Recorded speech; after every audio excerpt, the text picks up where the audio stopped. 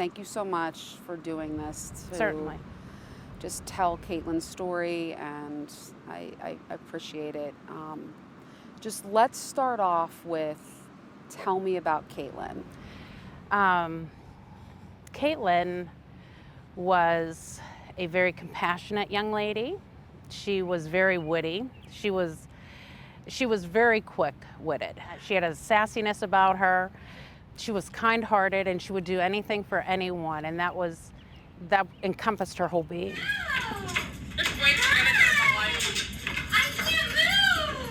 She loved life. Her motto was YOLO, you only live once, and she lived life to the fullest. She really did. Something that I could learn from her, I think, because she just had a carefree personality that she had no regrets. She never looked back. She only ever looked forward. And I think that takes a certain type of an individual to be able to do that. And she did that.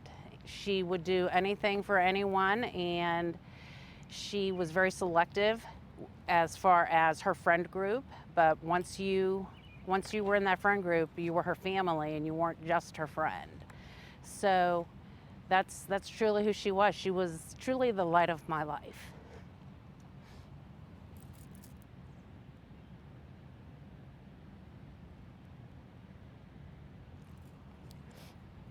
It's hard. It's very hard.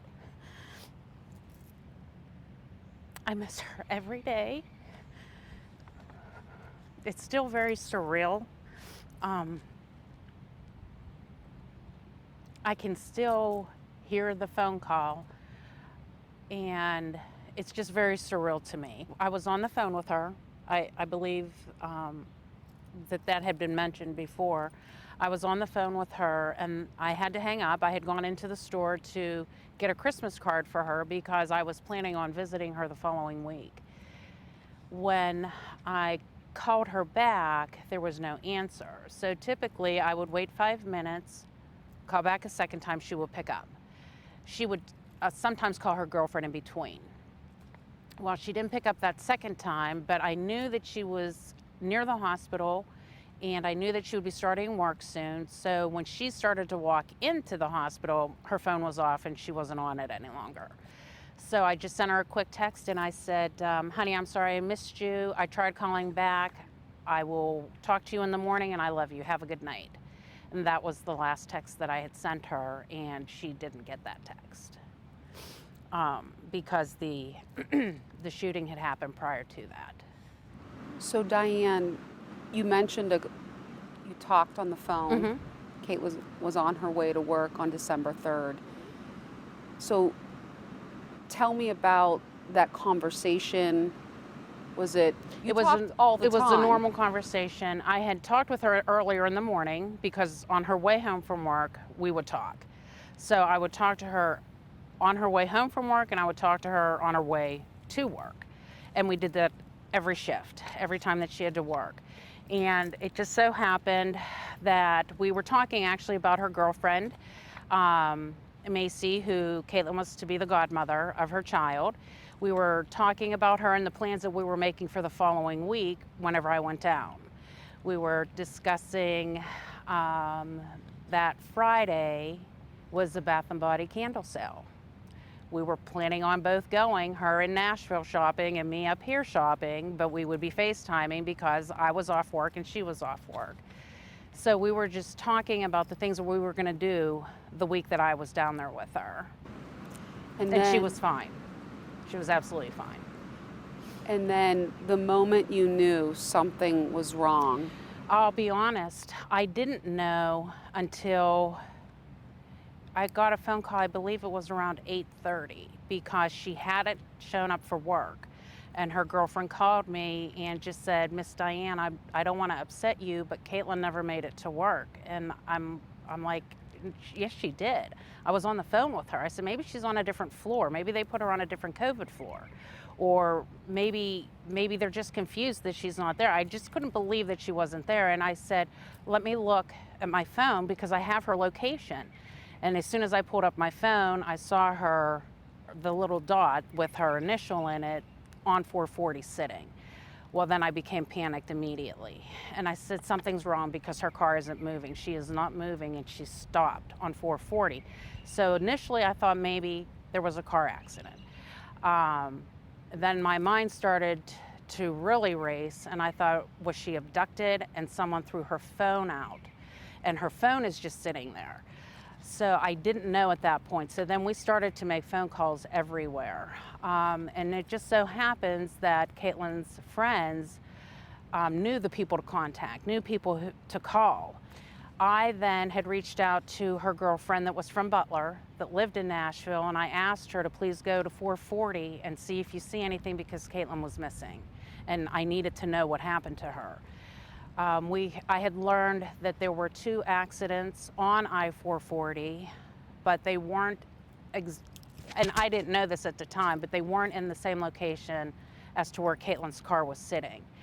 But I thought possibly she was stuck in traffic, but it didn't explain why she wasn't picking up the phone, because I must have called 1,000 times, just redialing and no answer.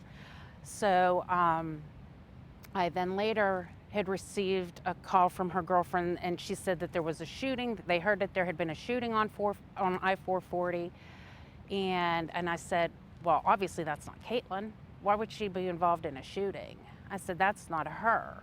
So, and I honestly believed that. I didn't think that she was involved in a shooting. I thought, if anything, she was in a serious car accident. She wasn't able to pick up her phone. It was about, it would be 11:30 our time, which would be 10:30 Nashville time, that I had received a call from the pastor from the Metro Nashville Police Department, and Pastor Glenn.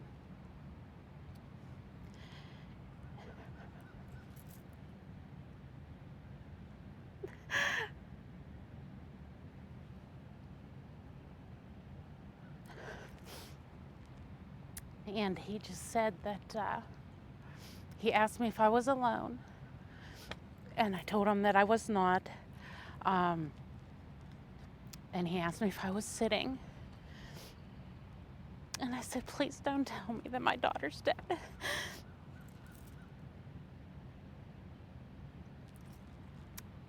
And unfortunately, he did tell me that Caitlyn had been involved in a shooting, and that it was fatal. And then from that point on, it was just phone call after phone call. We were leaving, we were heading down there. I was on the phone with Detective Dickerson, who is the lead investigator, and he is wonderful. And I was on the phone with the medical examiner's office, because initially we thought that we could see Caitlyn, because I said, well, how do I even know that that's my daughter then, if I can't see her? And unfortunately, because of, I believe it was because of COVID, they were not allowing anyone into the medical examiner's office. So we were not going to actually be able to see her until we brought her back home for her funeral. And it was by the kindness of Caitlyn's best friend. Her family has a funeral home in Franklin, Tennessee, and they were willing to pick Caitlyn's body up and take it to the funeral home so that we would be able to see her before bringing her back here. So I will forever be grateful to them. It was just a very horrible time. It still is. It doesn't get easier. What are the questions you have right now? For the individuals? Just for... Well, I still can't make sense of it. I don't understand how anyone could shoot another human being.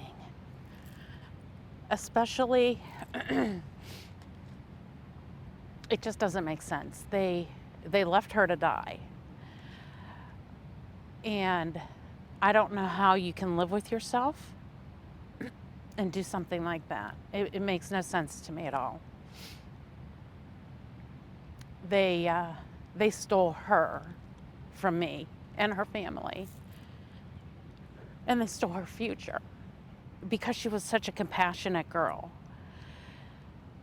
I said, Caitlyn, you will be a great nurse. There are good nurses, but then there are great nurses. You possess all of the qualities of being a great nurse. And that held true because within her first year, she had received 2 of the Daisy Awards.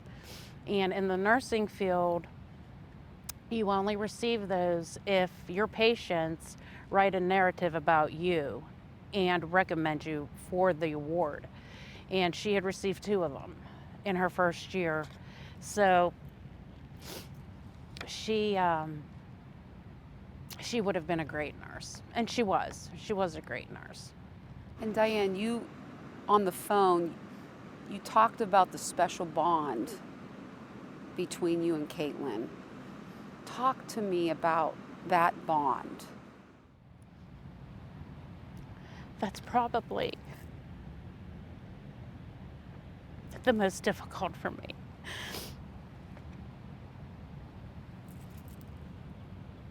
You know, growing up, I always told Caitlyn, I'm your mother first, you know, so it's tough love. But then as she got older, and especially after she moved, I think our relationship changed and it grew because then we became friends. So, you know, I've lost my daughter. I'm sorry. But I've also lost my friend. I've lost my shopping companion, my morning call, my evening call, my calls throughout the day. Mom, how do I make this? Or do you think I should buy this? Do you think it's too expensive, Mom? So, you know, that picture that I had shown you with her holding the pumpkin. Mom, do you think I should get this pumpkin? I do have a lot of fall decorations already. I said, I know. I don't think you need them. But we just had a really special bond.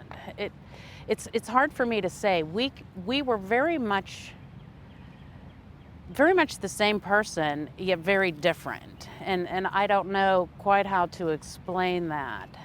But I had a conversation with her a couple of months prior to her passing. And we were on the phone, and I wasn't talking about her passing. I was talking more as if, you know, if something happened and I were to die tomorrow, I want you to know how much I love you. And I said, Caitlyn, I mean, I love you with every ounce of my being. And I am so proud of you. And she said, Mom, I know. I said, but Caitlyn, I want you to know, so that way you never question it. So looking back, I'm thankful that we had that conversation because I know that she knew without a doubt how much I loved her and still do. And Diane, you told me you thought in some way God spared you because that last phone call, you told me it was 3 minutes. 3 minutes after she and I hung up, the detectives were able to determine the time of death was at 6:08, and we had hung up. It would be 6:08 Nashville time, and we hung up at 6:05 Nashville time. So all of the shooting had to have started as soon as we hung up, or you know, seconds after we hung up. So that was very difficult for me. That is a regret that I have, hanging up. Not because I would have saved her or would have changed the outcome, but she wouldn't have been there until the Metro Police officer saw her car. So that's difficult for me. And I think what you shared with me is, I mean, you knew Caitlyn, she knew you, you knew, habits.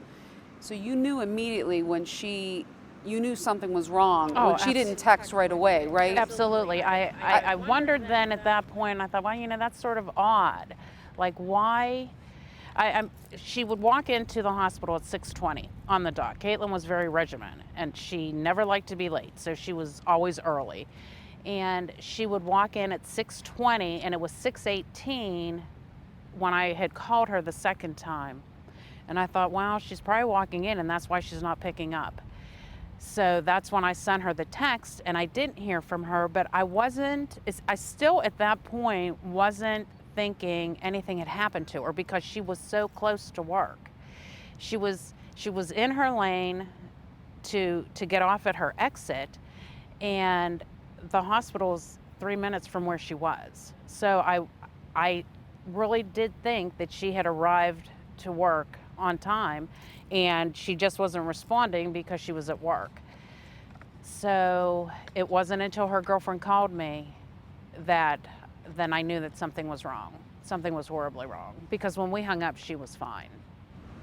What was the last thing you said to Caitlyn? I said, honey, I'm gonna run into the store. I have to run into the store for something. I'll be right back. I'll only be a couple minutes.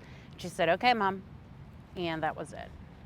And so, Diane, when you got the news from Detective Dickerson, I received the first phone call that I had received was from the Pastor Glenn. But when Detective Dickerson called you, Diane, we have made an arrest. Was that a sense of relief? Take me back just when you got that news for you and your family, what you were going through. What was that like? We were, I don't know if joy is the right word. We were relieved. I think that's a better word. And then the response, I know you wanted to talk about that. The response from Tennessee, Nashville, all across the country. What has the response been like in light of this? Overwhelming. We have the amount of love and compassion and kindness that my family has been shown is truly, it's overwhelming. Everyone has been genuinely sincere. I have received cards from all over the United States with prayers in them, and all different types of little mementos, the prayer cards, but then also prayer coins. And everyone has just been so kind that it's as if they all knew her.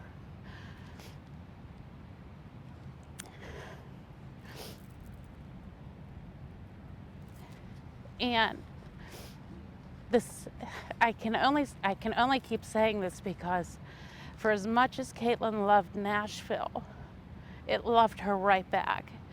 And everything that has happened, especially with the reward, just showed me how caring everyone truly is. And even though Nashville is such a large city compared to Butler, it's still very close. It's still a very close-knit community, and the people they're just remarkable. But that goes for all of Butler County as well, and all over Pennsylvania. Everyone has just been genuinely concerned and reaching out to me constantly. I'm constantly still getting texts or phone calls, and I can't tell you how much I appreciate that, because it does help me. It's very difficult not having her, because she was such a huge part of my life. And I think that a lot of times as parents, we take for granted that our kids are going to be here. And when you're hit with reality that one of your children isn't, that is a different, that's a nightmare. It's truly just a nightmare. Did you put the candle in it? And Diane, my final two questions, and you can say whatever you want. How is your family doing? We're struggling, all of us. Caitlyn meant the world to all of us. So it's not just me that hurts. Her brother lost his sister. She was supposed to be in his wedding, and she wasn't able to be there physically. Her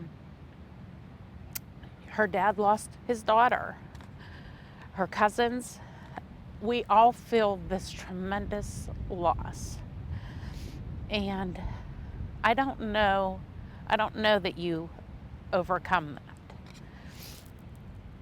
I know that you have to move forward. I know that that's what you're supposed to do. But the fact that I can actually get out of bed and function is a feat in itself, because I take it moment by moment. I don't take it minute by minute, I take it moment by moment. And today, you want to remember Caitlyn. Right now, we are at the place where she studied nursing, and perhaps the lab where she studied to be a nurse. Her clinicals. Mm-hmm. And how do you want to honor her and remember her? We had started a Caitlyn Kaufman Legacy Scholarship Fund. And to date, that scholarship has become an endowment. It's reached a goal of $27,500, I believe is the correct amount. And it is still receiving funds. We're still receiving donations to that scholarship fund.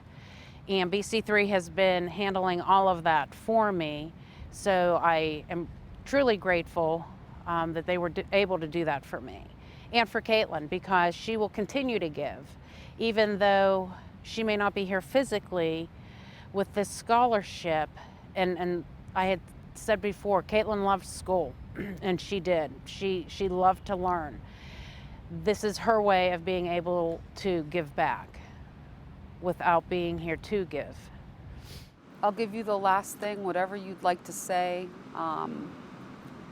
Please, I mean, if there's... Well, as far as the scholarship goes, if anyone would like to make a donation to her scholarship, all they have to do is go to bc3.edu/giving, and it will prompt them, and they can just put in for Caitlyn Kaufman Memorial Fund or Scholarship Fund, and then the funds will get to the appropriate person here on campus.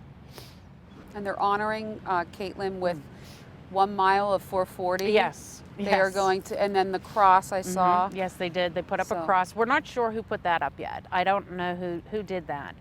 My niece was down a couple of weeks ago, and she had planted tulips around it. So she had put yellow tulips down there, and I'm still waiting to hear about the memorial mile for her. So they will always remember her. They will always remember Caitlyn, because she truly was a remarkable young lady.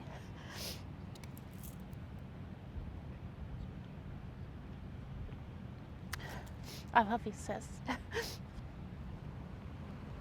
Yeah, you, and we'll end with this. What did you call Caitlyn? We had a couple of nicknames. Everyone in the family called her Sis, but I called her Mitts, and it was just a nickname that she grew up with me. So, and she would sign all of her cards with a heart and then Mitts, M-I-T-Z. And I'm so thankful that I kept all of those things, because I have every card that she ever gave me. And as I was going through some of the things in her apartment when we were down, She kept all of my cards too. So she's missed every day. Thank you so much. Absolutely.